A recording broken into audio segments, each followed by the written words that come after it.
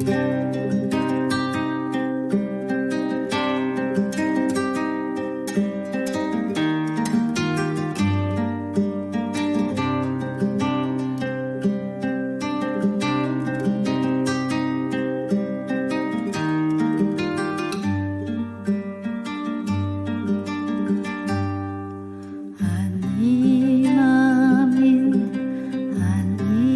아민 아님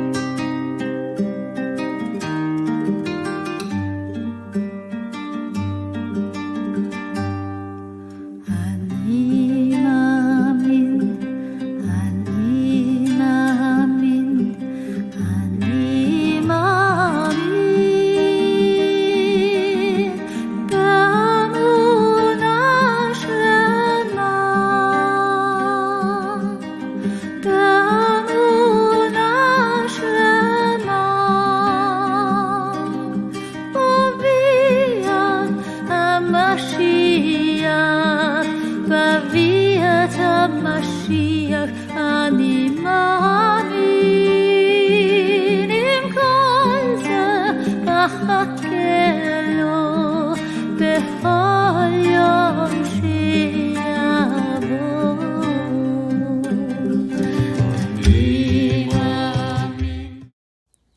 Shalom Leculan, shalom a todos, boa tarde para todos, na paz de Cristo.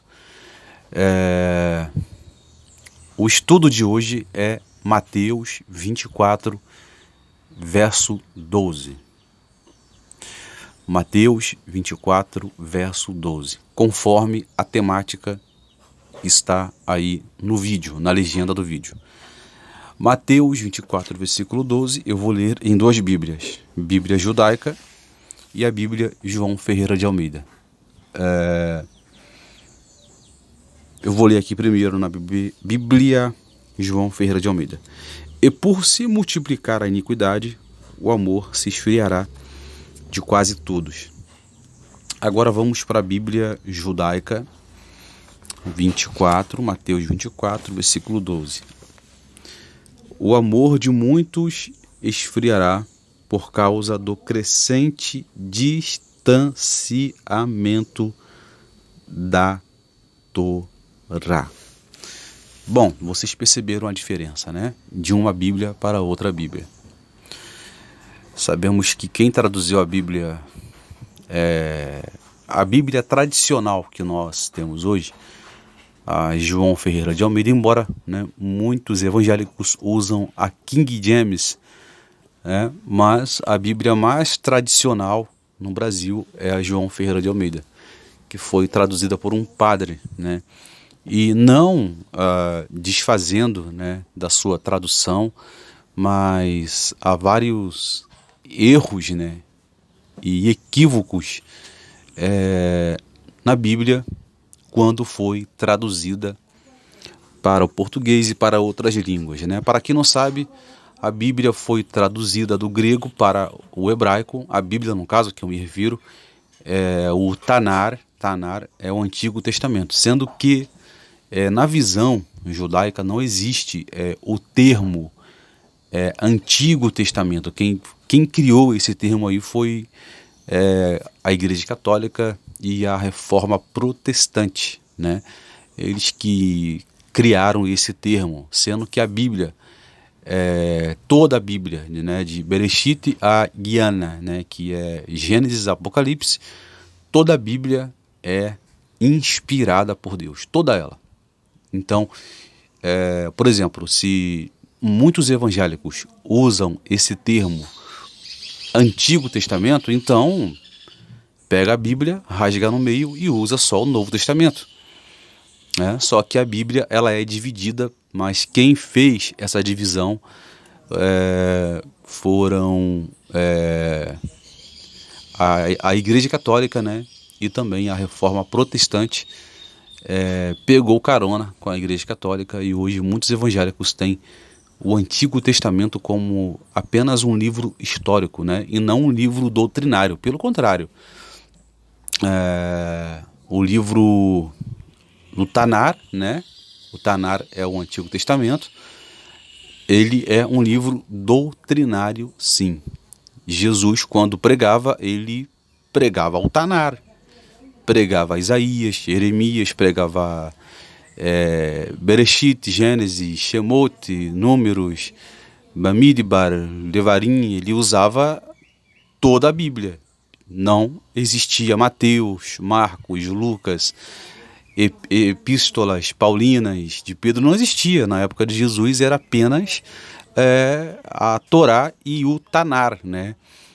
O Tanar, os judeus eles usam nas Haftarut, né?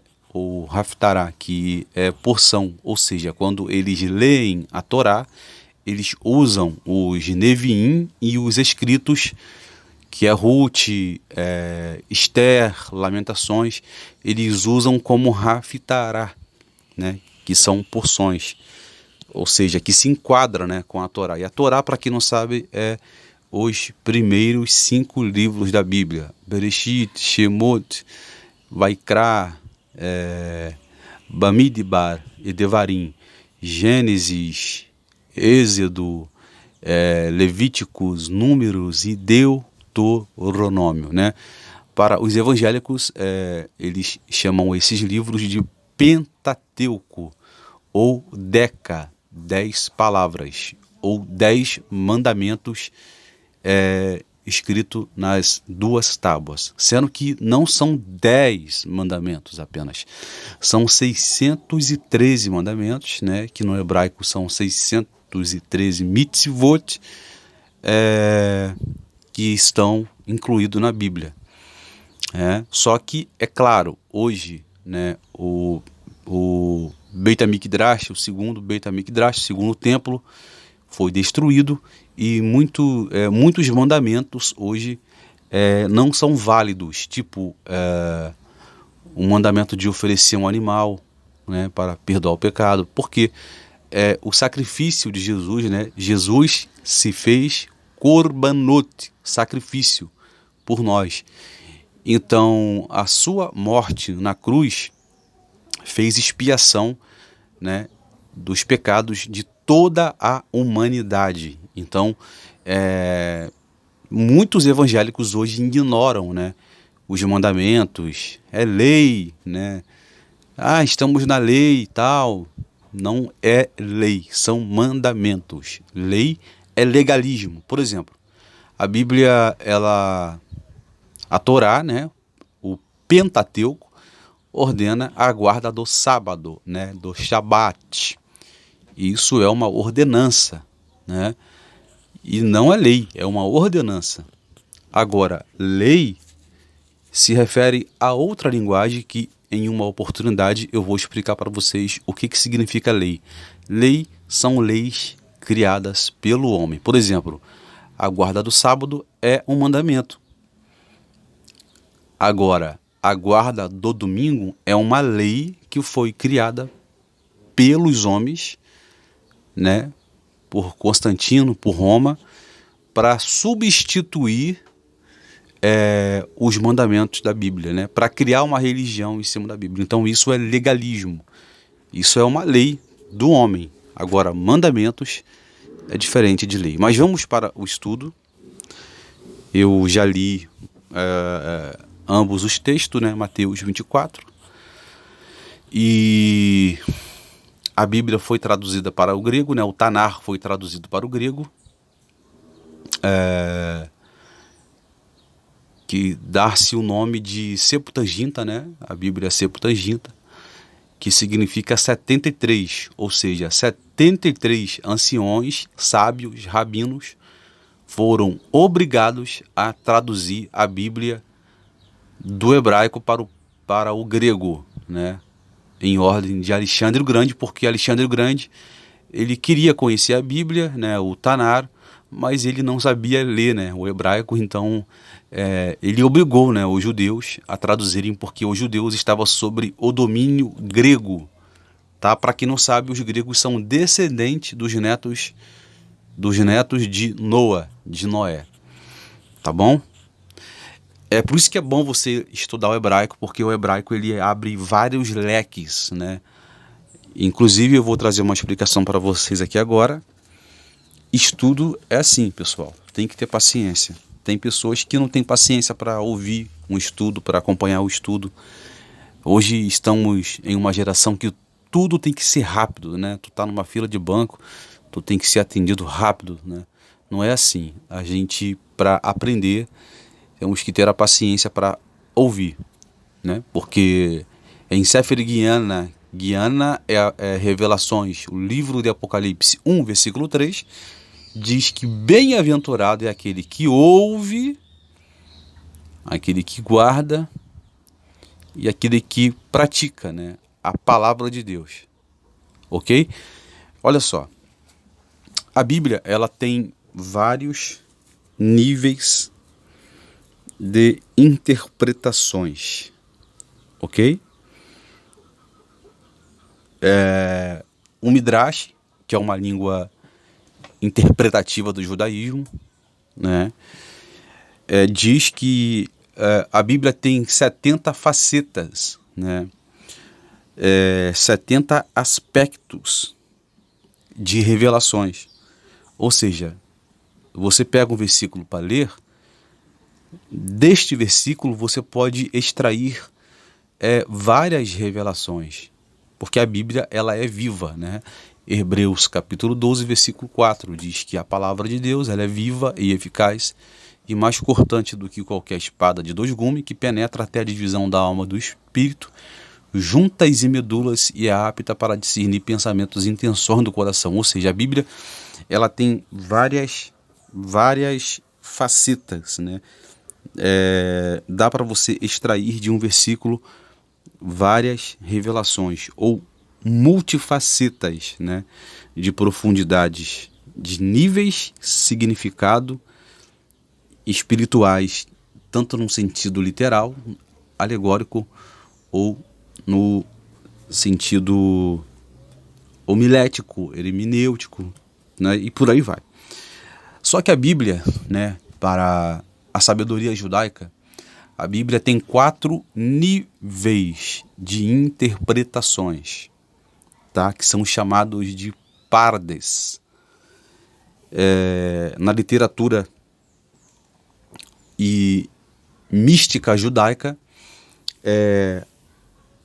os 4 níveis chama-se pardes. A palavra pardes, que indica 4 abordagens da Torá, 4 formas de explorar e extrair tesouros de seu significado.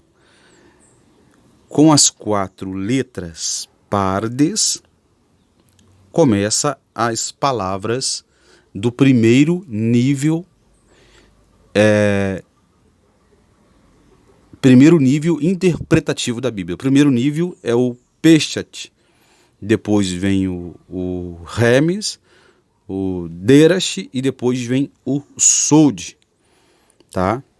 O Peshat, que é o primeiro nível, é o sentido literal da Bíblia, puro e simples. Ou seja, quando você lê um texto, você está lendo literalmente sem explicar, né? Sem você tentar extrair dali um significado. É o termo Peshat, tá? O segundo nível é o nível Remes, que significa uma estrutura sintática e gramatical de um versículo, levando em conta que certas palavras possuem um significado simbólico ou metafórico, ou seja, parábolas, símbolos, né? Simbologia. A Bíblia fala de chuva, fala de água, e isso são figuras, panela, a Bíblia fala de fogo, né? Tudo isso são figuras, né? Ou símbolos, ok? Agora, temos o terceiro nível, que é o Derash, que omite a estrutura sintática de seu contexto, percorrendo a Torá em busca de um significado apontados pela alusão e associação. Ou seja, você vai ler um texto da Bíblia, igual eu estou lendo aqui, né? Mateus 24, você vai ter que explorar o Midrash, né? o Midrash, vai ter que explorar esse nível para você ter acesso, né, do que significa, de um significado por detrás deste texto. Por exemplo, Mateus 24 é um Midrash, né, que aqui Jesus está falando a respeito de profecias de milenar, profecias do passado e profecias do presente. Então aqui Jesus, em Mateus 24, ele está usando o Midrash, né, para seus discípulos. Ele está usando a Bíblia, usou Daniel e trouxe uma linha interpretativa do Midrash para falar para seus discípulos sobre os últimos acontecimentos. Agora, o último nível é o Sod. O Sod é o nível mais profundo da Bíblia. É a literatura mais íntima e profunda de um texto, geralmente seguindo a concepção mística de Cabala e atingindo um grau de profundidade do significado que vai muito além dos anteriores que eu falei, né? Aí já entra livros, né, místico, da literatura judaica, o Zohar, que quer dizer o livro do esplendor, entra a Cabala, e isso são níveis, né, profundos, que só os mestres, né, rabinos, que podem, né, passar esses estudos. Nós também podemos passar se nós conseguirmos, de passo a passo, degraus em degraus, para chegar até esse conhecimento profundo que a Bíblia nos deixa. Porque tem muita gente que pensa assim: ah, eu conheço a Bíblia todinha, de Gênesis a Apocalipse. Conhece mesmo? Então lê o livro de Ezequiel e tenta explicar para mim o livro de Ezequiel. Tá? Para quem não sabe, o livro de Ezequiel quase não foi colocado na Bíblia, porque os rabinos acharam que Ezequiel era louco. Ezequiel teve várias visões, então eles acharam que Ezequiel era louco. Só que Ezequiel estudando, ou seja, os rabinos estudando a Torá, que é o Pentateuco, eles viram, né, que o livro de Ezequiel tem similares com a Torá, né? Então, o livro de Ezequiel, desde então, foi encaixado no Tanar, na Bíblia. Ok? Vamos agora começar o estudo. Vamos falar sobre essa passagem. E por se multiplicar o pecado e a iniquidade, o amor de muitos se esfriaria. E no contexto original hebraico que eu li aqui, Mateus 24, diz o seguinte: e o amor de muitos se esfriará por causa do crescente distanciamento da Torá. Torá é mandamentos, como eu já falei. Bom, vamos falar agora sobre o que significa esse esfriamento. Mateus 24, como eu já falei, é um livro, é um capítulo, e que Jesus traz alusão, uma mensagem futurística, presente, né, para os dias de hoje, para o futuro, e profecias pós a morte dele. Pós a morte de Jesus, os romanos invadiram Jerusalém, destruíram o segundo templo, que foi reconstruído por Herodes, que há vários estudiosos dizem que 37 anos depois da profecia de Mateus 24, os romanos invadiram Jerusalém, cercaram Jerusalém, mataram muitos judeus, muitos seguidores de Jesus. Daí então se cumpre Mateus 24 e tem profecias aqui que é para o futuro, profecias futurísticas, como a parábola da figueira, do capítulo 24, versículo 32, quando Jesus disse: aprendei, pois, a parábola da figueira. Quando já os seus ramos se renovam e as folhas brotam, sabeis que está próximo o verão. Aqui a figueira simboliza os judeus. Ou seja, os judeus passaram por vários exílios, por várias galut é exílios. Passaram pelo exílio egípcio, né? Exílio babilônico, grego, persa, Roma.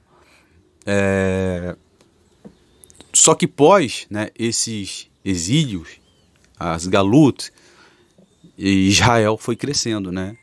E por último agora, né, e o povo judeu sofreu no Holocausto, né? Por Hitler, que matou centenas de judeus, que foi uma covardia. Então, essa profecia da figueira que está brotando, as folhas estão brotando, é Jerusalém, é Israel. ou seja, Israel, você pode ver que Israel é um país que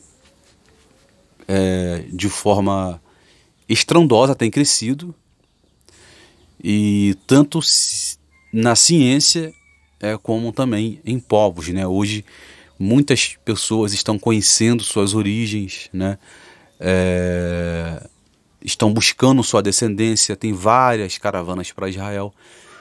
Muitas pessoas se preocupam, né, em conhecer mais Israel por causa da Bíblia. Inclusive, tem um pastor evangélico que me pediu, né, uns estudos, porque ele tinha uma caravana para Israel, e eu passei para ele alguns estudos, né, para ele ali entender um pouco do hebraico, né, para cada local geográfico que ele ia colocar os pés ali, em Eretz Israel, que é a terra de Israel. Então olha só, o que significa isso que Jesus falou? Qual o significado desse versículo que Jesus falou? O amor de muitos se esfriaria por causa da iniquidade. No contexto original o amor de muitos se esfriará por causa do crescente distanciamento da Torá, que é o texto original hebraico. A Torá, como eu falei no começo, são mandamentos, tá? São mandamentos. Para muitos são 10, né? Ou 10 palavras, deca, né? Escrito pelo dedo de Deus nas tábuas, nas pedras, né? Mas para os judeus são 613 mandamentos. Como eu já expliquei, que tem muitos mandamentos hoje que não são mais, né, assim, evidentes para os judeus cumprirem, porque o templo foi destruído e também Jesus já morreu por nós, fazendo-se korbanot, sacrifício por nós. Então ele morreu. Mas entraremos agora em uma área deste versículo sobre o significado do amor, né? O esfriamento do amor pela Torá, pelos mandamentos. Aqui o texto está se referindo aos mandamentos, ao esfriamento, né, e o distanciamento da palavra de Deus. Nos últimos dias, esse versículo aqui, ele pode ser interpretado de duas maneiras. Antes da destruição do templo, do segundo templo, pós-destruição do templo, é a segunda maneira, e a terceira maneira é agora, né? É o presente que nós estamos, né? O distanciamento da palavra de Deus, isso é de fato verdade, né? O número, né, crescente de pessoas que têm se distanciado da palavra. Você vai nas igrejas hoje, são quase 3 horas de louvor e meia hora de palavra. Isso é inconveniente, né? Ou seja, o povo está mais preocupado com a massagem de ego do que ser confrontados, né, pela palavra. E quando você prega uma mensagem de 1 hora, uma mensagem carregada de revelação, tem muitos pastores que não gostam, né? Ou seja, o afastamento da palavra, né, o esfriamento, né, o afastamento da palavra tem aumentado, embora estamos no século XXI, temos acesso à internet, a tablet, ou seja, você pode pesquisar na internet, mas mesmo assim há um grande número de pessoas que se distanciam da palavra da Torá, ok? Então esse versículo pode ser interpretado por 2 ou por 3 maneiras, né? Depois que Jesus morreu,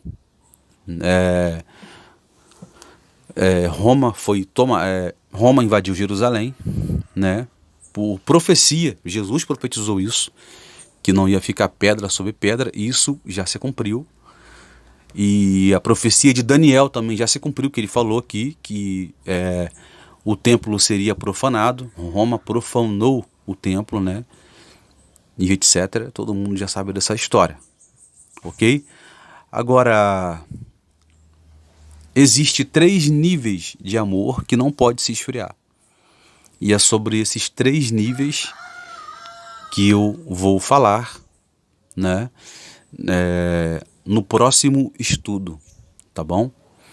No próximo vídeo, porque eu não quero fazer vídeo assim muito longo que para depois, né, editar e colocar no YouTube fica muito difícil, até porque eu não tenho ainda um notebook para gravar. Se eu tivesse notebook, eu estaria fazendo esse vídeo aqui de vídeo mesmo, vídeo aula, mas como não tenho notebook, eu estou gravando para que vocês tenham acesso. Então, pessoal, na próxima aula, continuação dessa aula, eu estarei falando sobre os 3 níveis de amor que estão se esfriando na nossa geração, tá? Não percam o próximo estudo. Hoje eu dei, assim, uma introdução de Mateus, de alguns versículos, da origem da Bíblia, o significado de Mateus 24 e etc, né? Que Mateus 24 são profecias que já aconteceu, que estão acontecendo e que vão acontecer no milênio. Então, no próximo vídeo, né, talvez amanhã, eu estarei falando diretamente, né, sem precisar fazer uma introdução de Mateus 24. Eu irei direto ao assunto sobre o amor. A palavra amor no hebraico é ahavar, tá? Só para deixar aqui, para vocês terem uma noção do que eu vou falar no próximo estudo, esses 3 níveis de amor. O primeiro nível é o ahavá, tá? A palavra amor também tem no grego, que é ágape, mas no hebraico é ahavá, que é um carinho. Tu tem um carinho por um amigo, um amor por uma pessoa.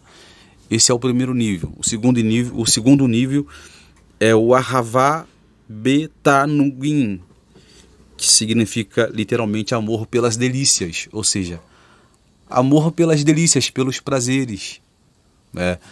Tem pessoas que amam comer, né, um certo tipo de alimento, tem um prato preferido. O sorvete, esse é um tipo de amor, mas é um nível de amor baixo. Agora, o nível mais alto do amor é o Ahavat HaTorah. Ahavat HaTorah, que é o amor pela Torá. Quando nós falamos desse amor pela Torá, está incluindo Deus, tá? Incluindo Deus, porque Deus, ele criou o mundo através da Torá. Então é sobre este amor, o último nível de amor, que tem se esfriado no meio do povo de Deus. 3 níveis aqui. Os primeiros, né? O primeiro e o segundo nível são níveis rasos, são níveis terrenos. Agora, o terceiro nível já abrange o nível de amor a Deus, amor pelos seus mandamentos, amor ao próximo e o amor a nós mesmos. Então, a temática, ela se baseia no terceiro nível, que é o Ahavat HaTorah, o amor pela Torá. Ok? Então é esse tipo de amor que tem se esfriado. Então até o próximo estudo, tá? Compartilha esse vídeo aí. Na próxima aula eu estarei falando sobre o Ahavat HaTorah, né? O amor pela Torá. Isso inclui o amor a Deus, o amor ao próximo, o amor a você mesmo, o amor próprio. Então é sobre este nível que eu vou falar no próximo estudo. Não percam, tá? No próximo estudo eu já vou direto no assunto. Não vou fazer introdução. A introdução é esse vídeo aqui, tá? A introdução é esse vídeo aqui. Tá? E para quem quiser saber mais sobre o judaísmo messiânico, eu estarei fazendo vídeos, né, sobre o judaísmo messiânico. Nós cremos em Jesus, nós guardamos o Shabat, nós comemos alimentos que a Bíblia ordena e por aí vai. Então, shalom a todos, Erev Tov, uma boa tarde e tenhamos uma semana carregada de ahavá, amor, que é isso que está faltando no mundo, tá? Tem muita coisa boa, viu? Daqui para frente agora só vai ser pérolas. Eu estou compartilhando com vocês pérolas. Estudo como esses, muitas pessoas cobram em vídeos de YouTube. Ela tem a chave, né? Eles te dão a chave e eles te cobram uma taxa para ensinar isso que eu estou ensinando para você. Mas aqui, nada aqui